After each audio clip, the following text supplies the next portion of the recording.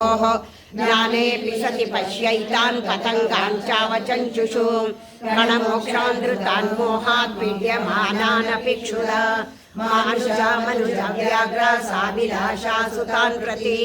लोभात् प्रत्युपकाराय नन्वेतान् किं न पश्यसि तथापि ममता वर्ते मोहगर्ते निपातिताः महामाया प्रभावेण संसारस्थितिकारिणा तन्नात्र विस्मयकार्यो योगनिद्रा जगत्पतेः महामाया हरेशैषा तया सम्मोहते जगत् ज्ञानिनामपि चेतांसि देवी भगवती हि सा बलादाकृष्य मोहाया महामाया प्रयच्छति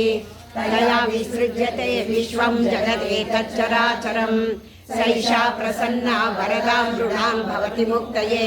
सा विद्या परमामुक्तेर्हेतुभूता सनातनी संसारबन्धहेतुश्च सैव सर्वेश्वरेश्वरी राज उवाच भगवन्तं सा देवी महामायेति यान् ब्रवान् ब्रवीति कथमुत्पन्ना सा कर्मास्याश्च किं द्विज यत्र भावा च सा देवी यत्स्वरूपा यदुद्भवा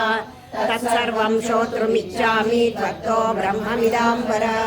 ऋषिरुवाच नित्यैव सा जगन्मूर्ति तया सर्वमिदं ततं तथापि तत्समुत्पत्तिर्बहुधा श्रूयतां मम देवानां कार्यसिद्ध्यर्थम् आविर्भवति सा यदा